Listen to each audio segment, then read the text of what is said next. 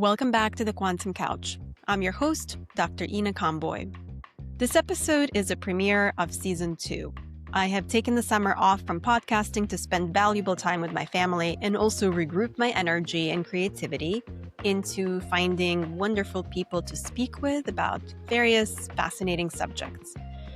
Today, I'm joined by my husband, Patrick Conboy, to explore all of the developments that have been happening for me and the podcast since the last time I have published an episode, along with me finally talking with Patrick about his spiritual experience that shifted his perception of life, the universe, and everything. Thank you for being here.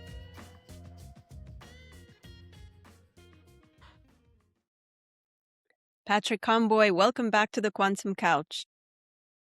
Thank you. Happy to be here again. This is your third time, correct? Yes. Mm-hmm.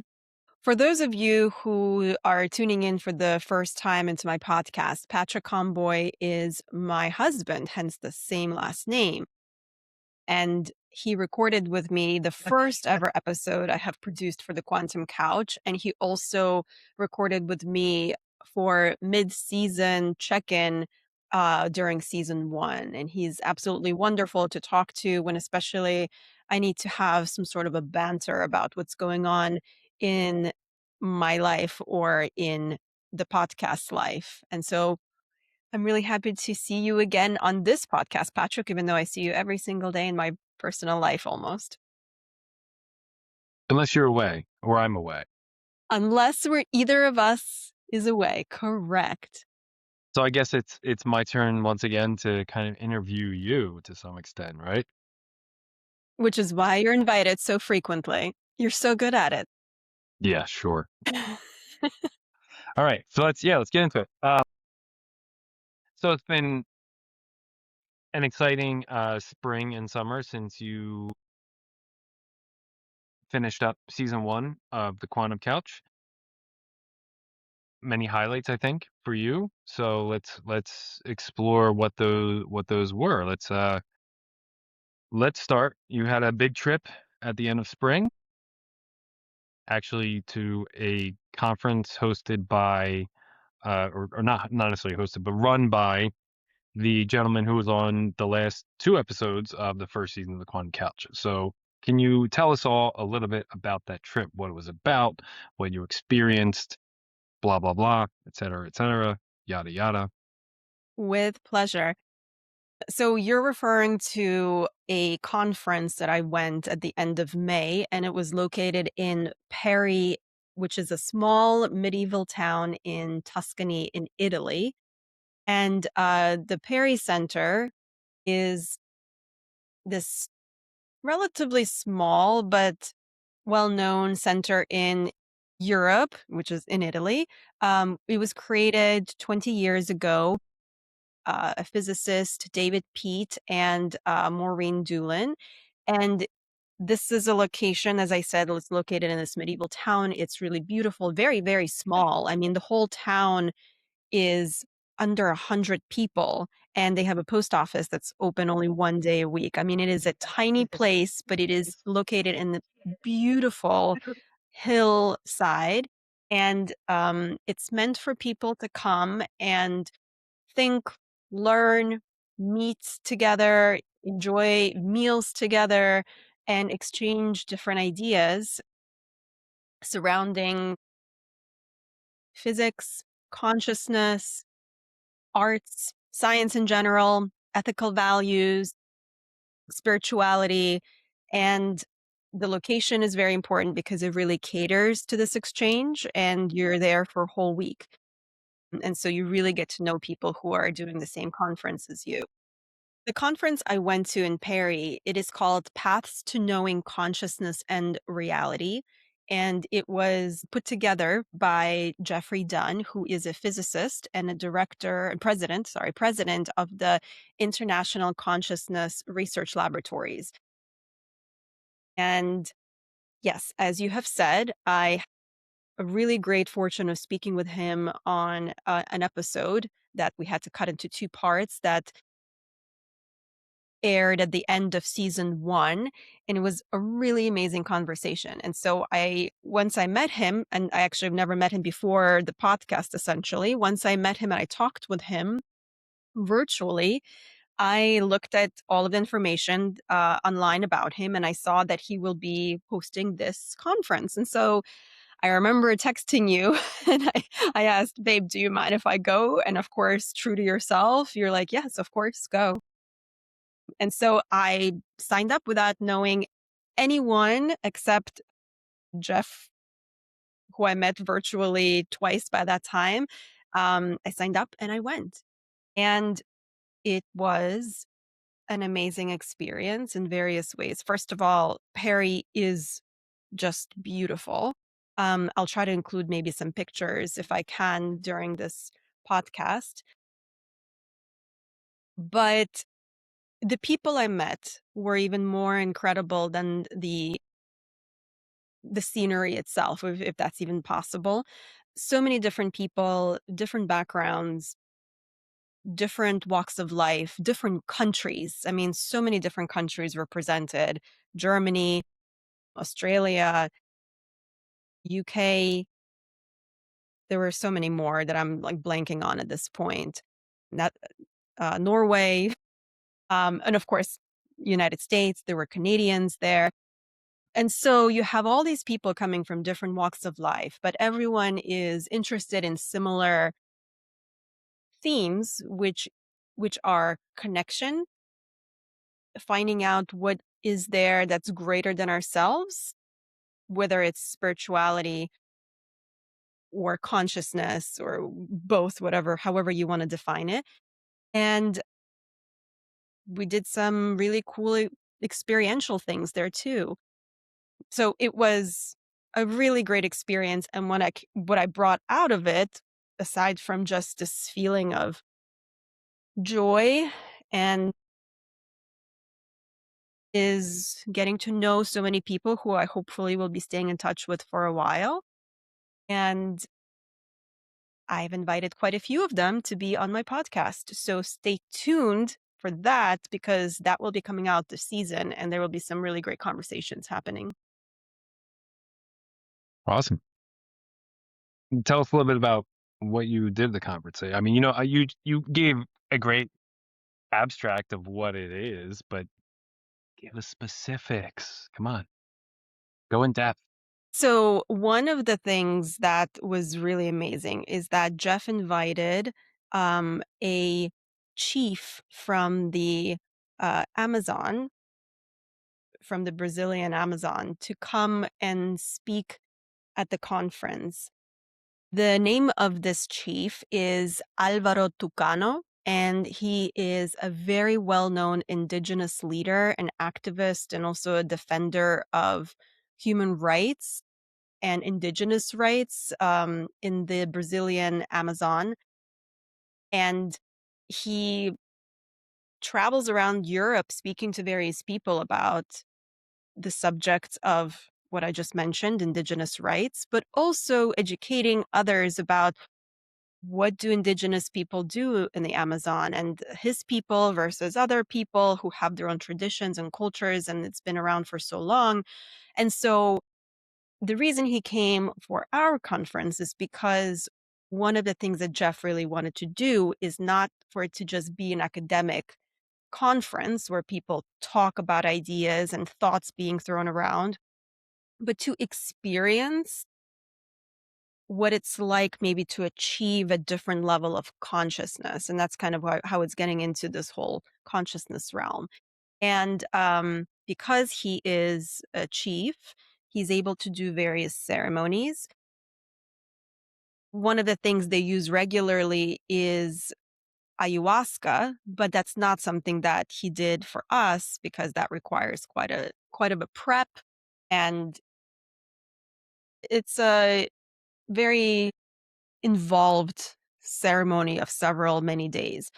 In any case, but what he did do is he brought a tobacco ceremony called rapé, and it is this long tube, and it has a connection to the one person's lips and the other person's nose, and tobacco is put in there that is prepared in a special way.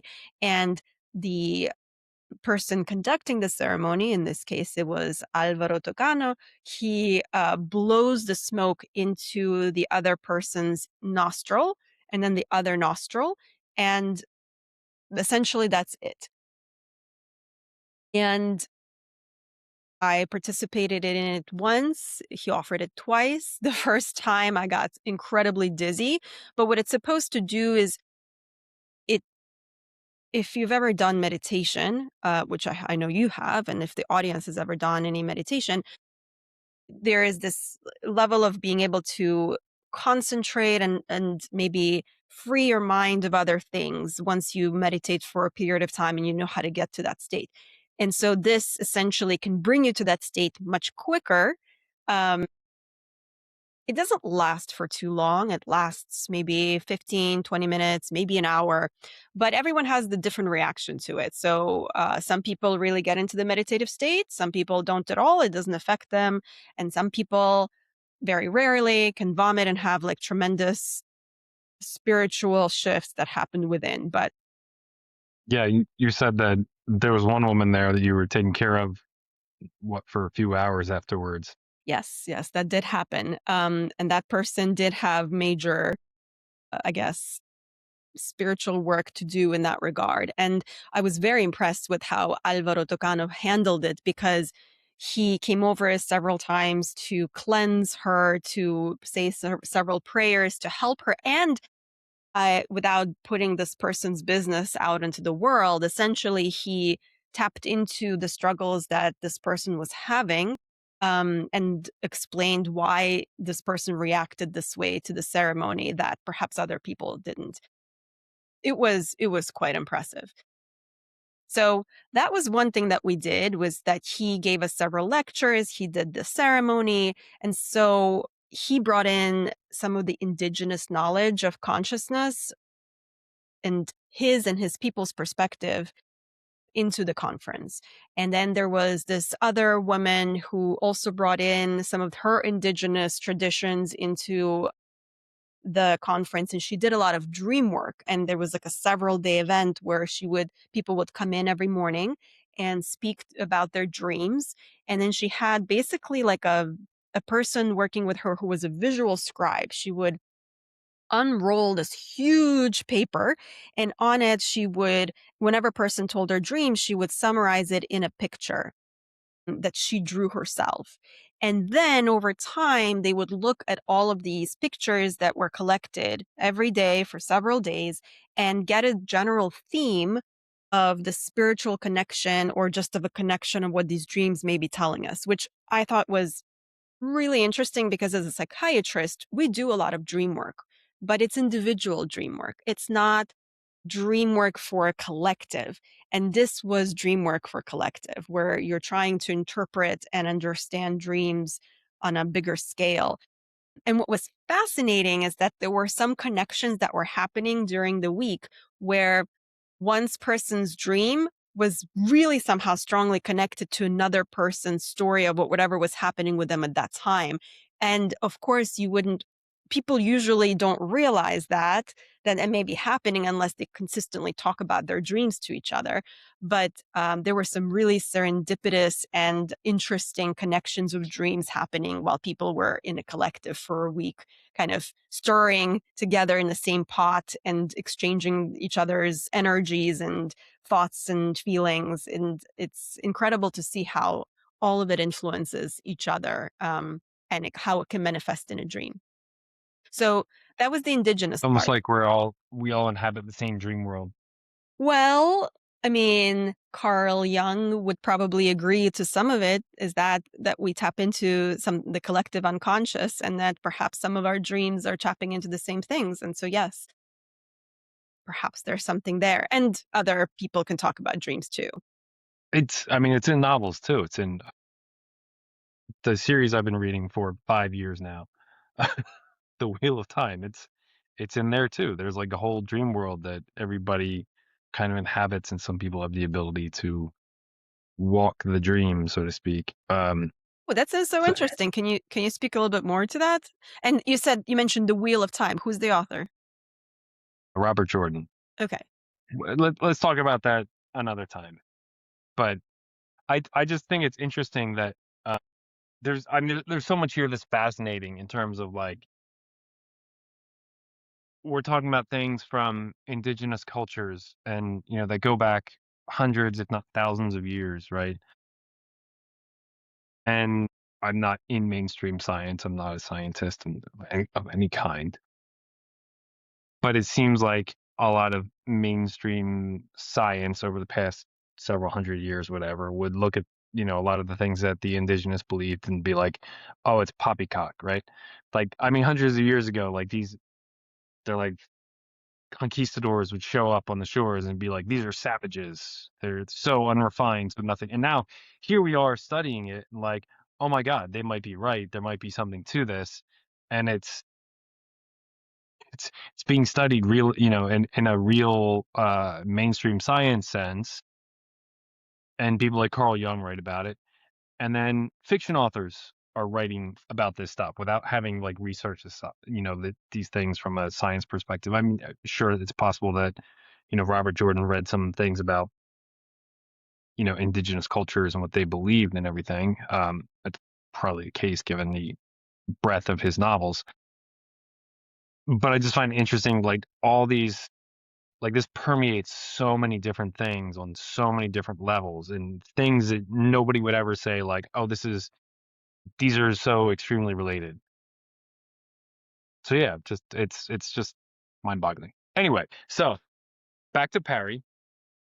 Which, by the way, is different than Paris, because a lot of people are like, "Oh, you went to Paris." I'm like, "No, no, no. I went to Paris, Italy," which is a different place entirely. So back to Paris.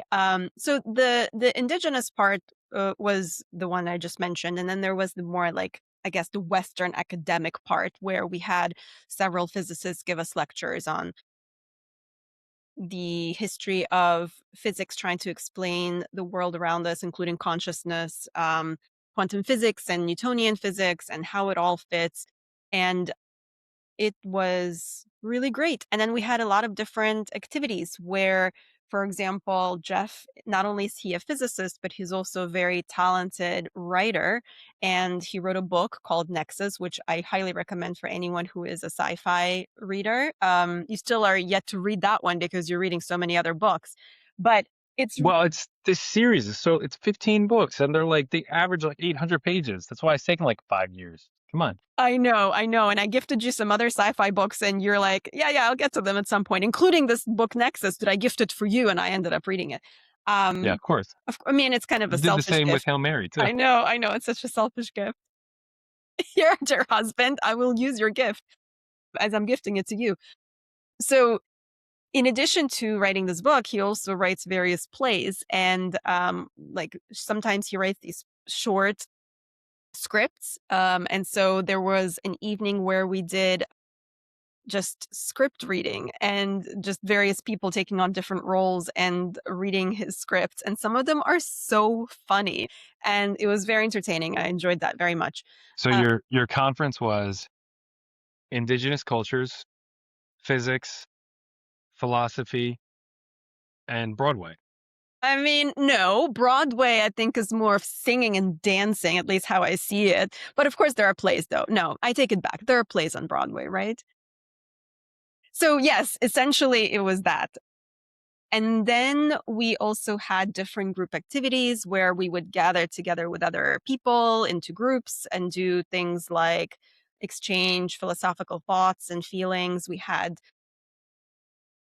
Qigong practice that was really awesome. And I've experienced a lot of different things within me as I was doing it. Qigong is this slow movement of energy shifting within oneself. And it's really incredible to do. I've never done qigong before, and it was amazing. And again, and then just doing other things like eating together 3 meals a day, every single day, and getting to know each other. And so there were long tables. You sit with different people every time or however you want. And so you really get to sink into the environment that you're in. And so, yes, it was an incredible experience, and I'm looking forward to it. I'm planning on going back next year in May 2027. And if any of you listeners want to check it out, just look up the Pari Center. I don't think it's on the site yet about the upcoming conference for next year, but I think it's pretty much set that it will happen, and it's just a matter of time that they're going to advertise it. And how do you spell Parry? Pari, Pari Center. So what else did you do on this trip?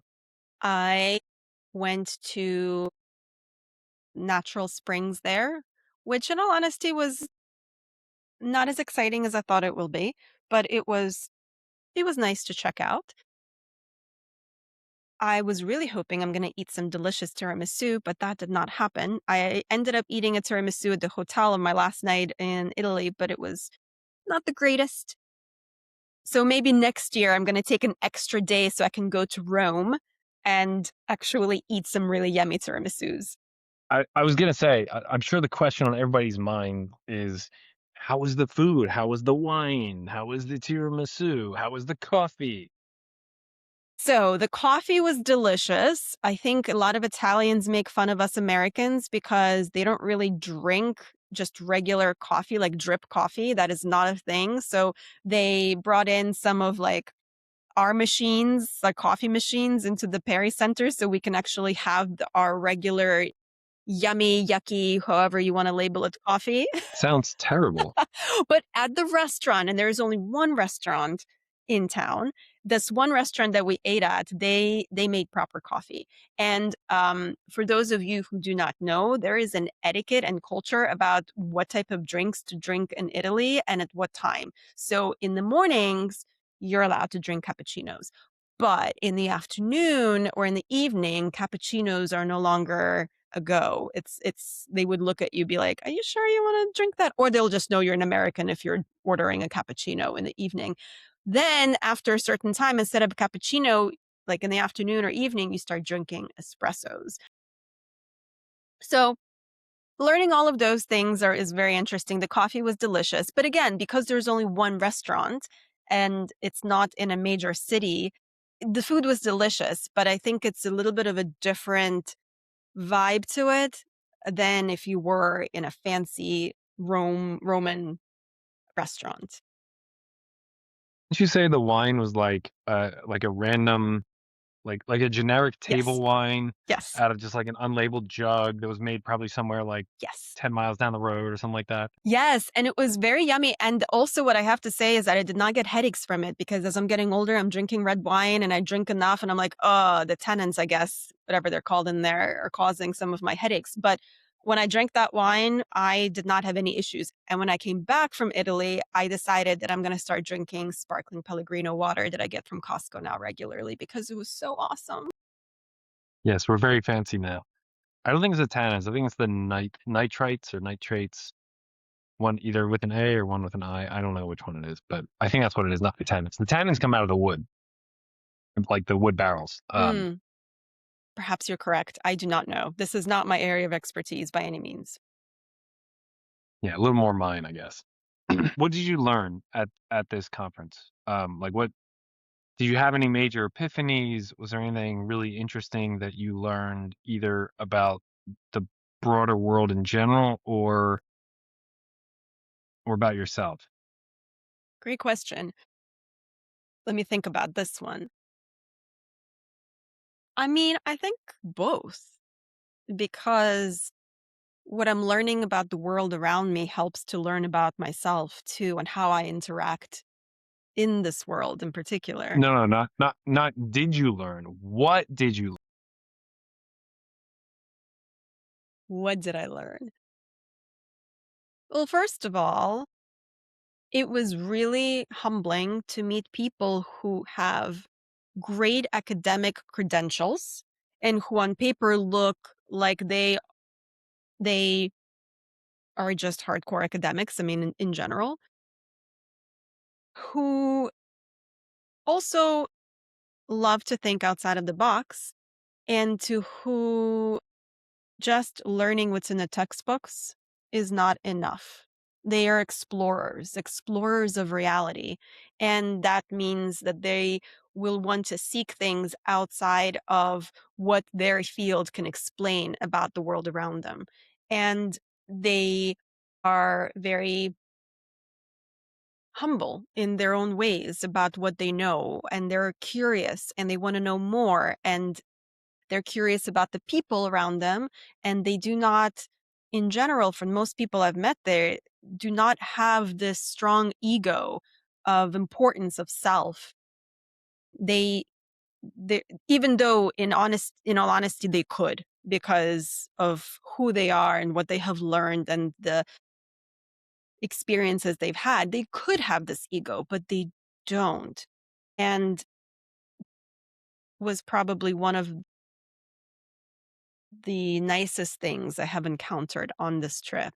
And so what it taught me is in the world where we're taught to strive so much and succeed, and I think our Western world is like, well, oh, you're doing really well. Well, you should become famous. You should do this and this and that in order to advance yourself. And it feels sometimes a little bit icky to me. It feels not aligned with my own path. And so to find these people was an inspiration to me of how perhaps I can continue my own journey in a way where I can learn and grow and expand and keep my ego in check and how it can be balanced. So I guess that's the one of the biggest lessons I've learned. And I know it's not really exactly about consciousness per se, but meeting all these people has really helped me to see what my growth pattern and future can be like. So what did you learn about consciousness? It's everywhere.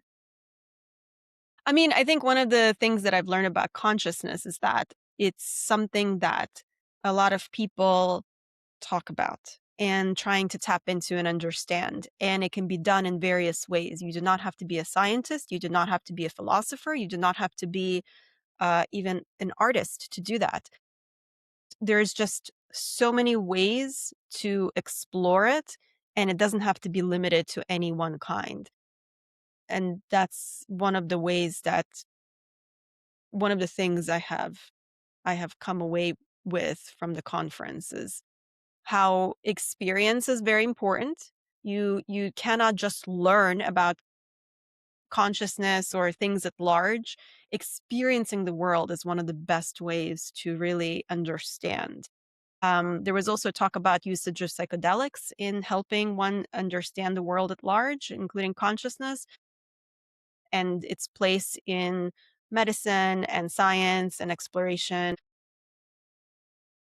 So, yeah, that's the general gist. So, all right, not related to the Pari Center, but what you just said um, about using psychedelics in medicine. I'm just curious. What are your? I know you've looked into that a little bit here and there. I know you haven't like took a deep dive into the research on that or anything, but I'm curious. What are your thoughts about? You're a psychiatrist. You're a very open-minded psychiatrist. What are your thoughts about psychedelics in medicine? There's a lot of research that's coming out that's very, very optimistic about the usage of psychedelics in medicine. I haven't really been following it as closely as maybe I should because it is very up and upcoming. But I what I have read, it's been incredible and beneficial. It has great potential for PTSD, for depression, for and works really quickly too. So it So is it? I'm sorry. I want to jump. You yeah, you said it's optimistic. yes. So is it positive research or is it optimistic? I mean, optimistic research is an outlook. Like optimistic is an outlook, right? And so Fair. is it That's fair. is it positive research that it's showing a lot of great Correct. potential, or Correct. is it research that's coming out that is, you know, Hopeful hey, for this more. could be great. Right. No, I no, that thank you for correcting me or pointing that out. There is a lot of research that's coming out that's showing that there is a lot of benefits to psychedelics in mental health. And so definitely a realm to continue keeping one's eye on, and hoping that perhaps with time it will be a little bit less demonized by the Western world, where we feel very strongly about different substances that could alter one's consciousness, and we're very careful about it with very good reason. But as I've mentioned, like ayahuasca or some other like peyote has been used by various indigenous people for really, really, really long time. It's used as medicine. It's used as spiritual knowledge. It's used just for daily life to connect with the universe and the nature around you. So it can really build a certain level of connection with others and other beings and plants in the world that we really are missing in our life right now as a Western society. We're really detached in many ways, detached from each other, detached from nature. And so psychedelics, not only can they be very beneficial as medicine, but they can also be very beneficial in unifying us to our environment. So you think that you're not against the use of, it sounds like you're not against the use of psychedelics in medicine, No, I'm even though not you against haven't it. explored it and researched it, in depth or anything. You're not against it. I'm not against it if used appropriately. As with everything else, there is a place and time. And what I also have to mention is it has to be administered in a certain way. Like ayahuasca, for example, works really well when administered by the chiefs who have spent such a long time learning how to administer it properly, to make it properly, to prepare the person properly in order for them to receive this medicine, and then monitoring it. What we heard when Alvaro Tucano was talking at this conference, he was mentioning it takes a really long time in order to actually get to a point where the person is allowed to administer on their own. And it's like, I don't exactly remember how many years, so please do not quote me on this, but it was like over a decade at least, like if not longer. So essentially, it's very similar to going to college, medical school, residency before I can be a trained physician in order to administer my own medications that I do. And so it's a very similar thing with ayahuasca, is that you have to be really well trained in order to be able to give this medicine. And there is this spiritual aspect of connection to it, and collecting the plant in a certain way and preparing it in a certain way, and showing respect and putting your own energy into it and connecting in a way that it will be the best healing medicine it can possibly be. But I think if we just extract the chemical composition of some of these psychedelics and then give it to a person without the support that the indigenous people provide while they're giving this medicine, and the not just the support, I think the guidance too, then maybe it will work a bit, but I don't think you will have the full spectrum of what it can do unless it's administered properly. So you're saying I can't just take a 3-hour online course and then be certified to administer ayahuasca? I mean, maybe in a few years they will have those things, but saying is yes, you will not be very good at it. Let's just say that. In fact, I think you can cause some harm. Crushing my hopes and dreams here. I know. I'm sorry, love. Moving along in the chronology of the summer, you also went to a workshop in the Catskills. Was it the Catskills? Is Rhinestone in the Yeah. Catskills? I mean, yeah, Not that's rhinestone, the Catskills. rhineback. It is Rhinestone, not a yeah. stone. It is a back. No. Yes, I went to a workshop in Omega Institute in July, and it was very exciting. It was led by Dr. Brian Weiss, who is a psychiatrist and is very well known in writing a book called Many Lives, Many Masters, and he has written many books since. And he is one of the pioneers in using hypnosis in trying to tap into past lives for therapeutic purposes. And so his book, Many Lives, Many Masters, talks about this particular patient, Catherine, who he started treating, and somehow she went into a past life, what they decided as a past life, and he actually didn't believe it because he is a very well-trained psychiatrist, talk about on paper, I mean, has so many accolades and so many, achievements, and here he was facing the possibility that he went into a past life using hypnosis, but the more he did this with her, the better she became, and so the whole book basically explores that. And after that, he started exploring this more and more. And now he's in his 80s and was giving this workshop where we had several guided meditations, hypnotic meditations to tap into our own past lives. But it wasn't just about past lives, it was also tapping into self healing and working with trying to obtain information from objects that we received from our neighbors who were sitting next to us who we didn't know, like any information about them or anything that's related to them. So it was really interesting. And the Omega Institute, for those of you who do not know, it's a gorgeous campus located in a very woodsy area, and they hold different workshops and programs. And once you're there, you are fed 3 meals a day, and you can go for hikes and kayaking, yoga, exploring, just relaxing. I lived in a small cabin, shared a bathroom with another person, and it was somewhat rustic, but also very relaxing. And I got a massage there. The hike was awesome, but turned into a very, very overgrown hike. So I had to return because I lost the path. It was just all covered in grass, tall grass.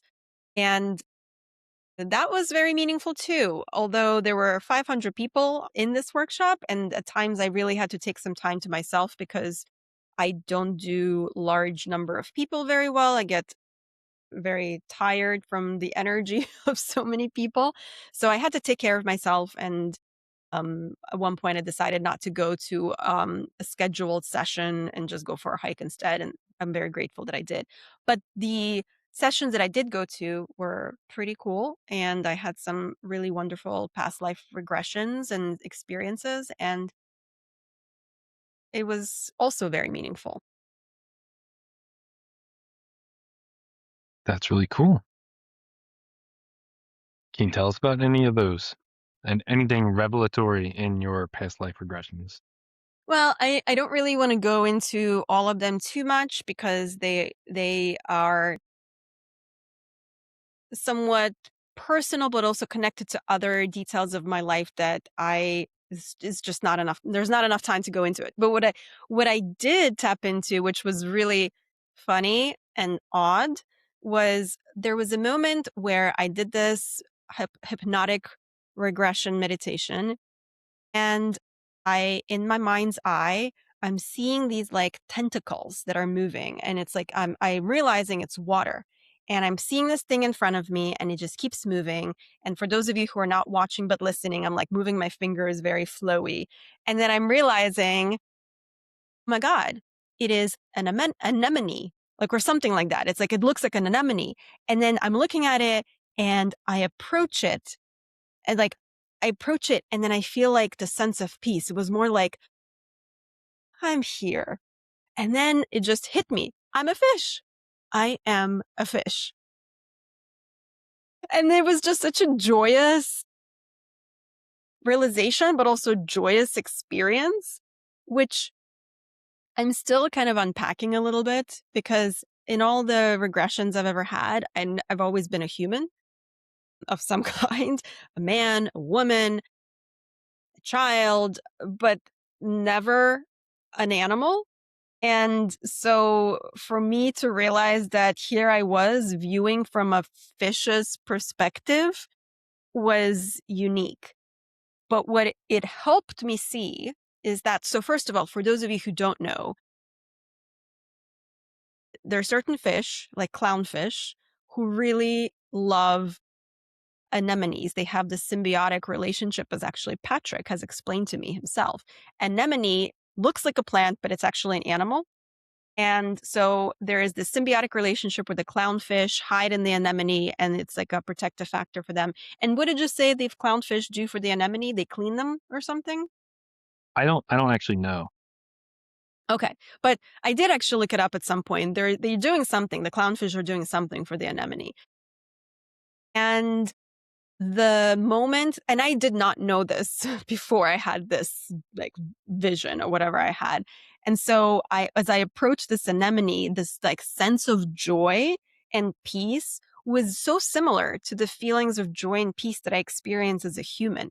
And it just made me feel like you do not have to be a very high class organism to experience certain levels of being that perhaps, and of course this is, a lot of people can be like, well, you're just like anthropomorphizing this fish or whatever it is in your mind, and it could totally be true. So I'm not discounting that, but it almost helped me feel aligned with other animals who are of lesser, quote unquote, consciousness level than perhaps humans are. But the common ground, I think, is there of some kind. So I think what the clownfish gives to the anemone is it tells jokes, which lures in other fish that the anemone can then eat. Obviously, you got it. Um, in terms of the anthropomorphizing, it's a difficult word to say. I wonder though if is it you anthropomorphizing it, or is it like your higher self, like your soul, right? So if we run with the theory that there is a soul in each of us, and that soul exists in some kind of higher realm that then reincarnates incarnates itself into different lives and different creatures and stuff, is it that the fish feels the happiness, et cetera, the contentedness, or is it that the soul feels it? Like, Ooh, does the fish consciously feel that, or is the soul feeling that? And well, and in that case, is that why the soul chose to incarnate as a fish, and that particular fish, or what? I mean, I don't know, just big thoughts, right? they are big thoughts. So it depends on what you consider a soul to be and how it incarnates into a being. And I think there are many different theories about that. One of the things that I've come across, which I find really interesting through my own meditations and my own work, but also coming across other philosophies and theories, is that there are different realms of consciousness or different realms of existence in a way. And for example, like a simple way is like we live in a 3D world, but there's also a four physical dimensions. And so life looks a bit different in 4 dimensions as opposed to 3 dimensions, just like life looks different in 2 dimensions versus 3 dimensions. And so if we just consider the idea that there are different levels of existence, it is possible that our soul, or however you want to call it, whatever makes us, like the consciousness, what I'll call it consciousness, whatever consciousness enters into our body and or manifests itself through our body is only maybe partial manifestation of what consciousness can do or what we're connected to. So perhaps like we're here, we're like in this realm, but like in a lower realm. But if you zoom out into 4 dimensional space or maybe some other aspects of the world that we are not even aware of or not aren't able to see or tap into, then consciousness, we're connected to the greater consciousness of ourselves in another realm. And so if we follow that thread, if people are still following me in what in the world I'm saying, if we follow that, then yes, I think what you're saying, that if like our greater consciousness is comprehending the fish's experience in a different way than perhaps fish itself is experiencing it. Like the fish may feel certain level of like peace and with when it comes to the anemone, but the greater consciousness feels more overwhelming joy. I mean, yes, sure, we can kind of go with that. But then there are others that just believe that no, like there's a particular manifestation of like just one soul in this particular body, and that's that. And then there are also people who believe that animals don't have souls. So, there you have it. Alternatively, and to tie this back to last season's final podcast, because I believe this was in there, is it about perception? Right? Like I think in the podcast you did with Jeff, I think at one point he talked about perception and colors. Like you see green, and what you see green as, we both agree that this color is green, but you may see green and I may see red. It's based on our perception, but that's green to me, right? It's red to you, but it's green to me. But we both agree that this color is green. I think it's more stated more eloquently by Jeff in that particular podcast, which is funny because I had always thought about that like for decades. Like, I wonder if people see the exact same color as I see. I Right. mean, we both call it the same thing. Like, how could you possibly describe it to somebody? Like, you can't. Anyway, is it alternatively that there is something going on in the fish's body, chemical reaction of some kind, that you now as a human perceive as peacefulness and contentedness? The fish perceives it as something else because the fish is a fish, is a fish. But you're a human and your perception of it is that it's peace and contentedness. Yes. By the way, I don't know if contentedness is a word. Contentment. Well, it's a word for this episode, so Okay, fair enough. So, one of the things I have to mention is when you do these past life regressions or these meditations, these hypnotic meditations, what you feel during the meditation is usually what is felt. I mean, the idea is that that is a feeling coming from that particular memory. And so, I guess if you kind of go with that, then what you're saying is probably not the case. it's a word. Is it really a word? Yes. Contentedness? Yes, it's a word. Gosh. It's in Merriam-Webster. All right. Well, you proved me wrong. Not the first time. So I guess going back to whether the fish experienced true joy and what I felt was just my interpretation of it, or whether it was what it was, according to past life regression type of meditations and what I felt before with other lives, it feels like I am that being in that moment. And so I don't know. I mean, of course, the final answer is I don't know what I experienced. It could have just been completely like something entirely not what I'm thinking it is. And I'm open to that possibility. But my theory is that I experienced what the fish actually experienced. Yeah, I guess it's all how you interpret it and want to interpret it, and how you want to internalize it, how you want to learn from it. Like Exactly. Yes. it's one of those things. Like, does it matter if this is your takeaway? Does it matter if it's this or this? If it doesn't change your takeaway of it, like, who cares? That's Uh, true. And I think what you're getting at is sometimes people doubt whether past life regressions are even real. The idea is okay, even if it's not, we know that there could be clinical benefits to trying it out and to experiencing certain things about whatever it is that you're seeing in your mind's eye. Could be very beneficial in processing, kind of similar to working through dreams or free associations that come up during therapy sessions in psychiatry and psychoanalytic psychotherapy and psychoanalysis. The free associations, it is literally just coming from your mind, but it's really incredible to see how sometimes these things can really be therapeutic.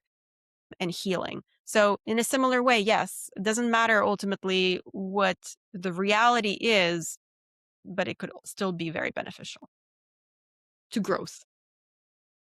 Um, any other big takeaways from that workshop in Rhinebeck, right? To Rhinebeck, Rhinebeck? yeah.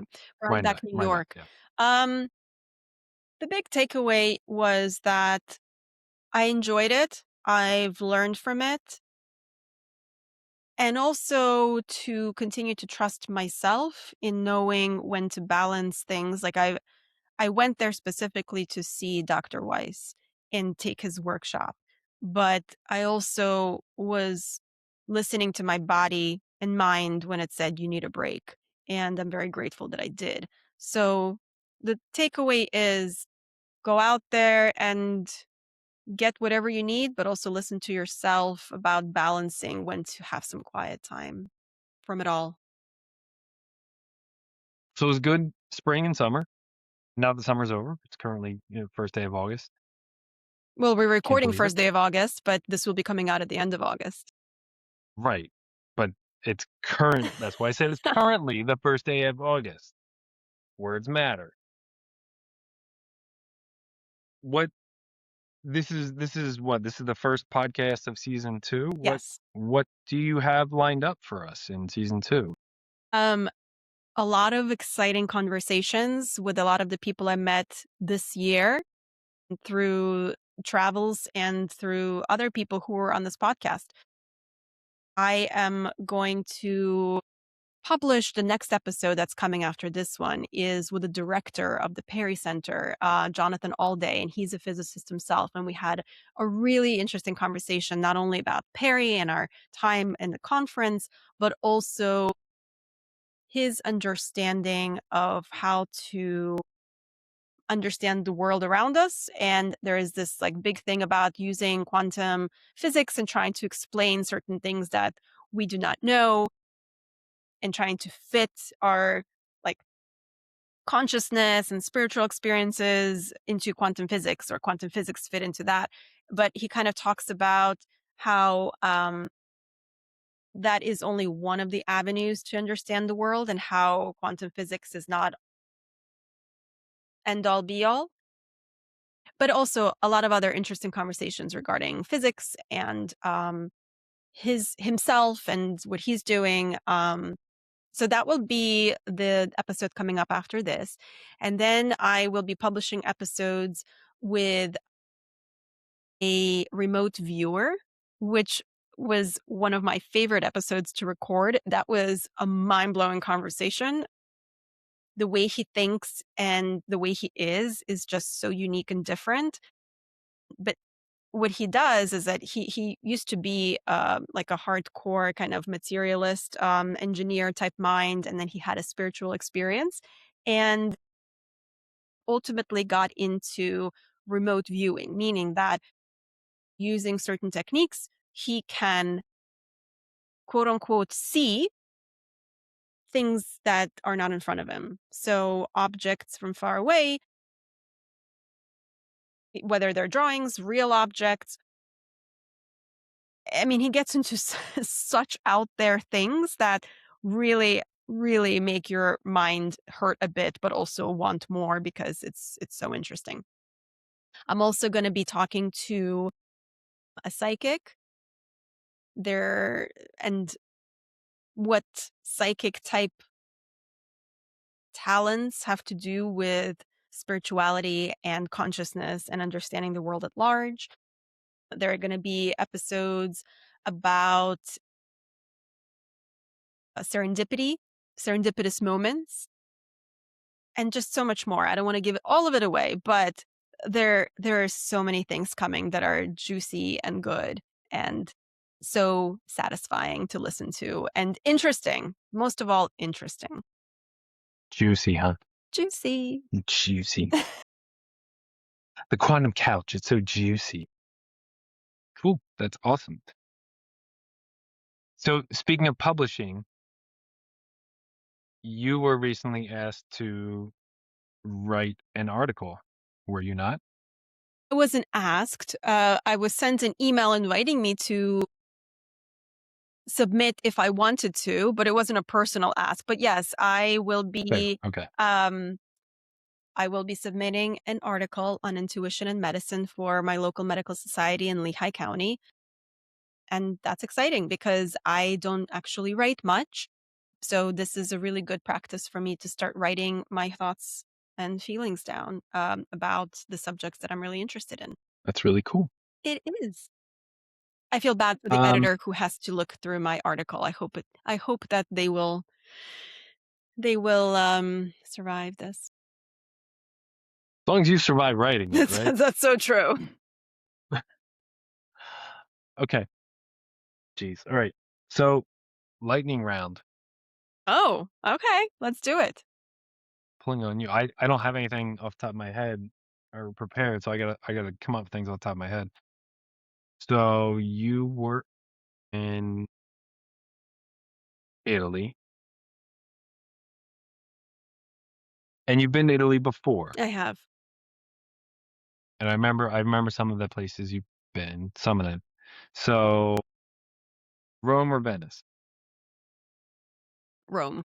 What? Why? Why? I don't know if you wanted a follow-up answer. You just asked me that question. Why? Well, I really like the vibe in Rome. I mean, obviously there's so many things to see in both cities, but I liked the feel of the Roman city more than Venice. Not to say I didn't like Venice, but it's just not my vibe. I don't know. Rome is a bit freer and it has great coffee shops, pizza shops, museums. The Vatican is there.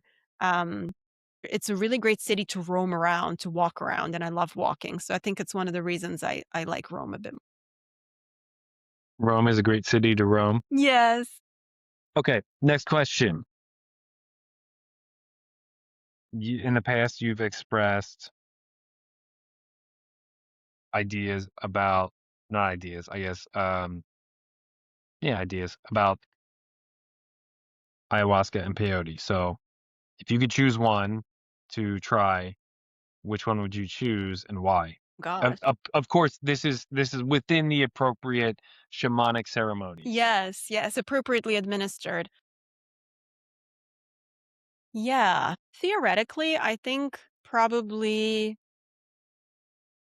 I would want to try peyote first, only because it feels like it's less intense, but perhaps maybe I'm ignorant about its qualities. So, in all honesty, it doesn't really matter which one. Whatever would be appropriate at the time of my life that I will be in, if that happens. Let's just go there. Yeah. Whatever fits at the time. If you could never have tiramisu again, Gasp.